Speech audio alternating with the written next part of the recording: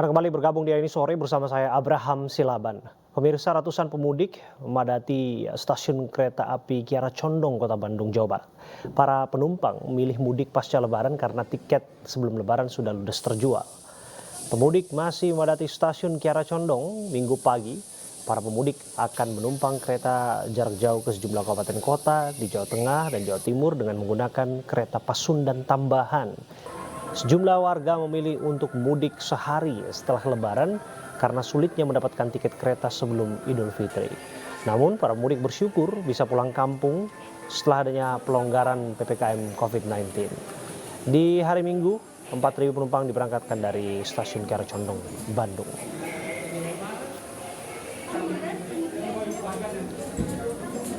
Ke Yogyakarta. Kenapa mudiknya hari ini, Bu? Kalau kemarin-kemarin nggak dapat tiket, kan harus pesen dari jauh hari. Jauh hari. Tiketnya. Jadi Ibu dapat tiketnya sudah Lebaran berarti? Belum, sehari puasa. Sehari puasa. Ya, itu juga udah acak, satu keluarga beda-beda bangkunya. Oh gitu. Iya. Sementara itu, H+1 Idul Fitri, stasiun Pasar Senen, Jakarta masih dipadati penumpang, baik dari arus balik maupun arus mudik. Hari ini 23.000 penumpang tiba di stasiun Senen. Volume kendaraan yang balik di H+1 Lebaran masih normal. Di stasiun Pasar Senen terdapat sebanyak 38 armada kereta yang beroperasi untuk diberangkatkan. Ada 8 kota tujuan, yakni tujuan Yogyakarta, Surabaya, Purwokerto, Kutoarjo, Semarang, Tegal, Solo, dan Bandung.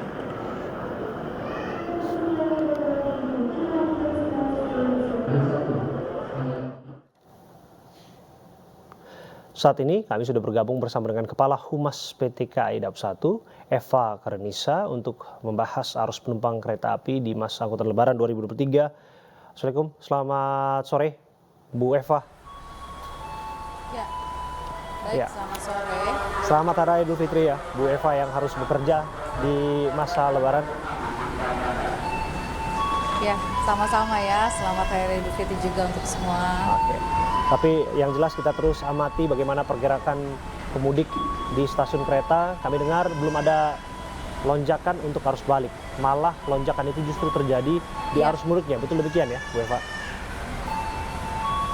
Iya, betul sekali. Jadi kalau kita bicara mengenai arus mudik ya, berbeda dengan beberapa tahun di Lebaran sebelumnya. Karena memang sampai dengan hari kedua ini, kita melihat data volume penumpang bahkan masih mengalami peningkatan yang cukup signifikan ya. Untuk hari kedua ini tingkat keterisian tempat duduk itu masih mencapai 98%. Artinya bisa dikatakan arus mudik masih mengalami peningkatan yang cukup signifikan dari Daup 1 Jakarta, baik itu dari stasiun Pasar Senen dan juga dari stasiun Gambir. Nah, untuk hari ini sendiri dari stasiun Pasar Senen itu terdapat sekitar 16.900 ya pengguna jasa yang berangkat untuk data per sore ini. Kemudian dari stasiun Gambir dari Pasar Senen itu terdapat 23.900 pengguna jasa yang berangkat, sementara 16.900 lainnya dari stasiun Gambir.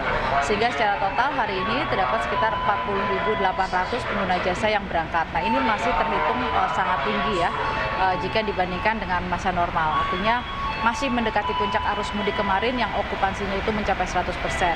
Nah, kalau kita melihat dari volume penumpang berangkat sendiri, sampai dengan tanggal 25 memang masih mengalami peningkatan juga. Jadi untuk besok misalnya, kalau kita melihat dari data tiket yang sudah terjual, itu ada sekitar 89% ya okupansi tempat duduk yang sudah dipesan tiketnya, sehingga masih cukup tinggi untuk pemudik yang akan berangkat. Nah, sementara kalau kita melihat dari kedatangan untuk saat ini memang masih belum terjadi peningkatan jumlah pengguna jasa yang tiba di area Daup 1 Jakarta, karena untuk rata-rata hari ini sekitar 23.000 pengguna jasa yang tiba. Ini jumlahnya masih sama kalau kita bandingkan dengan rata-rata penumpang yang datang pada saat weekend atau akhir pekan pada saat normal ya, seperti itu. Oke, Bu Eva, artinya sampai saat ini disiagakan ya kereta tambahan untuk pemudik. Sampai kapan kira-kira untuk mudiknya? Ya, Jadi kalau kita bicara kereta tambahan, memang secara total dari area Daup 1 Jakarta sendiri itu terdapat sekitar 303 perjalanan KA tambahan. Nah, perjalanan KA tambahan ini beroperasi mulai tanggal 12 April sampai dengan tanggal 3 Mei nanti. Artinya sampai dengan hari ini pun dengan volume pengguna jasa yang masih cukup tinggi, ini masih terakomodir karena memang sesuai dengan persiapan yang kita lakukan, perjalanan KA tambahan tersebut masih beroperasi. Nah, untuk hari ini dari stasiun Gambir itu ada terdapat 38 KA yang beroperasi, kemudian dari stasiun Pasar Senen itu ada 32 KA. Nah, di mana untuk secara total jumlah 70 perjalanan KA ini sudah termasuk dengan KA tambahan. Jadi memang kita persiapkan tidak hanya pra-lebaran, tapi juga setelah lebaran sejumlah KA tambahan itu masih dioperasikan dari area Daup 1 Jakarta.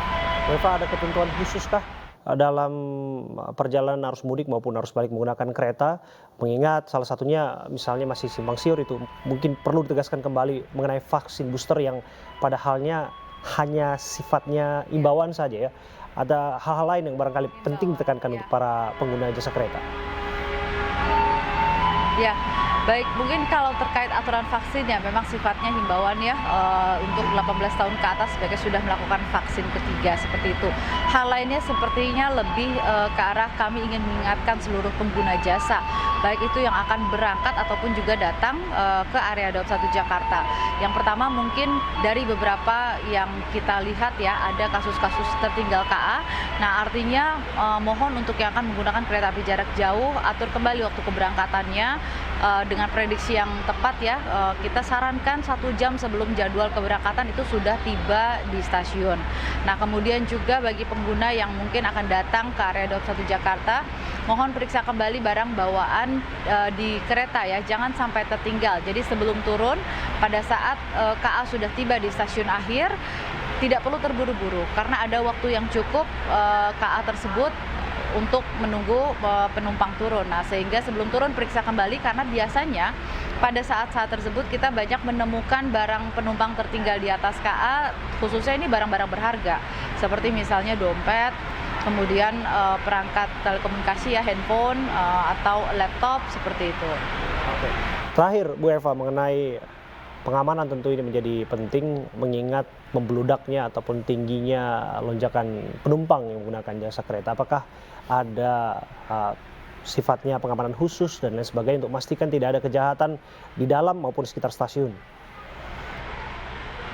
Ya, baik, jadi kalau terkait pengamanan sesama dengan yang lainnya, baik dari sisi jumlah perjalanan, petugas pelayanan, kita juga menambah jumlah petugas pengamanan di area Daup 1 Jakarta, baik itu di stasiun Gambir ataupun juga stasiun Pasar Senen.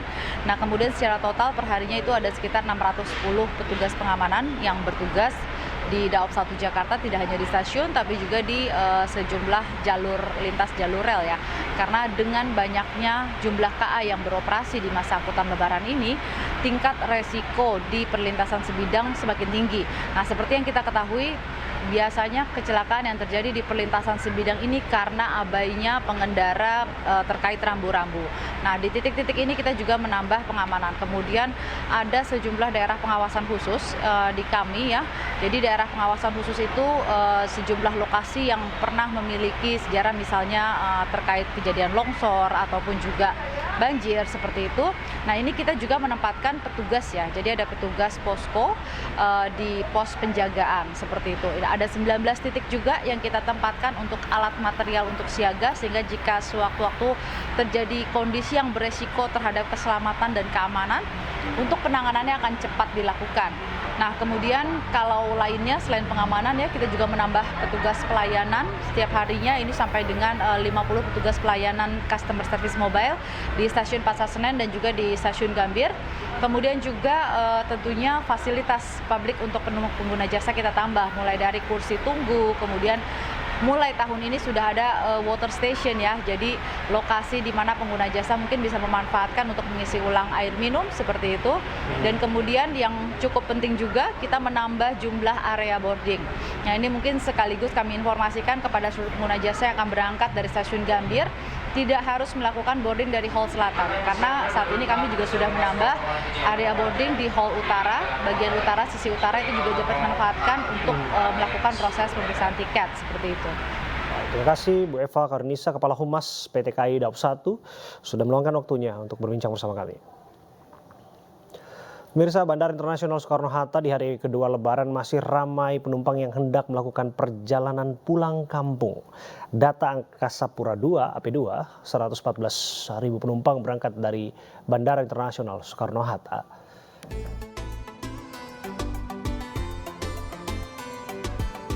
Beginilah suasana di Bandara Soekarno-Hatta, Tangerang, Banten di hari kedua Lebaran Idul Fitri.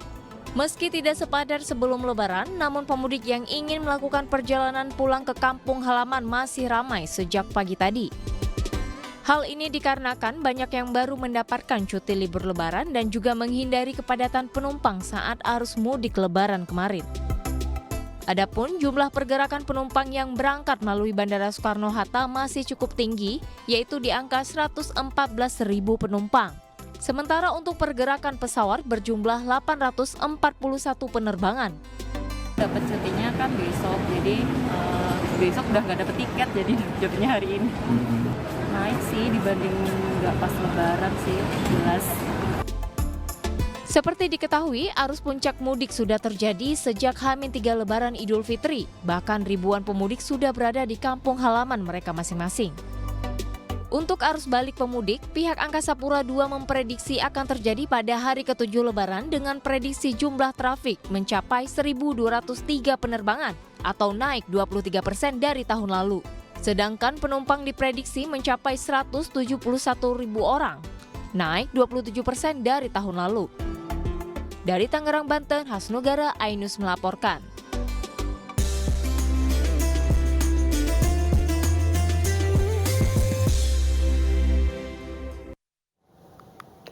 Ribuan narapidana di seluruh tanah air mendapatkan remisi Idul Fitri 2023, termasuk mantan Ketua DPR RI Setia Novanto dan mantan Kakor Lantas Polri Joko Susilo.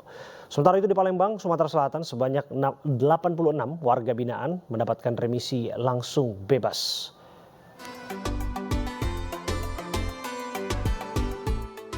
Selain Setia Novanto dan Joko Susilo, remisi juga diberikan kepada mantan Menpora Imam Nahrawi serta mantan Presiden Partai Keadilan Sejahtera Lutfi Hasan Ishak dan sejumlah mantan gubernur. Remisi khusus ini diberikan sesuai dengan Undang-Undang Nomor 22 Tahun 2022 tentang pemberian remisi untuk terpidana kasus korupsi dan tipiter. Nah, remisi alhamdulillah hari ini jumlah penghuni Lapas Sukamiskin 309 dan yang memenuhi syarat dan sudah kita usulkan sebanyak 208 warga binaan yang mendapatkan remisi dan itu bervariasi, ada yang 1 bulan, ada yang 1,5 dan ada yang 2 bulan. Momen Lebaran tahun ini juga digunakan para napi tipikor bertemu dengan keluarga. Sejak Sabtu pagi, ratusan pengunjung telah antri untuk menjenguk para napi. Kemenkumham wilayah Sumatera Selatan memberikan remisi khusus langsung bebas sebanyak 86 warga binaan permasyarakatan di seluruh rutan, lapas, dan LPKA yang ada di Sumatera Selatan. Pembagian remisi dilakukan secara simbolis oleh Kakanwil Kemenkumham Sumsel di Rutan Kelas 1 Apakjo, Palembang.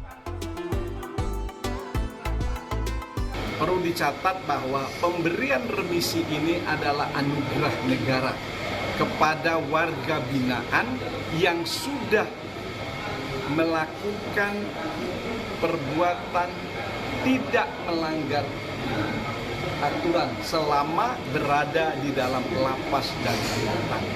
Artinya bahwa mereka ini taat dan patuh semua ketentuan yang ada di dalam lapas dan rutan. Tidak hanya pemberian remisi khusus langsung bebas, total ada lebih dari 9.000 SK remisi khusus yang diberikan kepada warga binaan di Sumatera Selatan. Tim Liputan iNews melaporkan. Bismillahirrahmanirrahim. Assalamualaikum warahmatullahi wabarakatuh. Saya Sandiaga Salahuddin Uno, Menteri Pariwisata dan Ekonomi Kreatif Republik Indonesia bersama Pak Nur mengucapkan Selamat Hari Raya Idul Fitri 1444 Hijriah. Taqabbalallahu mina wa minkum, minal aizin wal faizin. Mohon maaf lahir dan batin. Mari sambut momen ini dengan semangat kemenangan untuk mewujudkan parekraf yang berkualitas dan berkelanjutan. Terima kasih.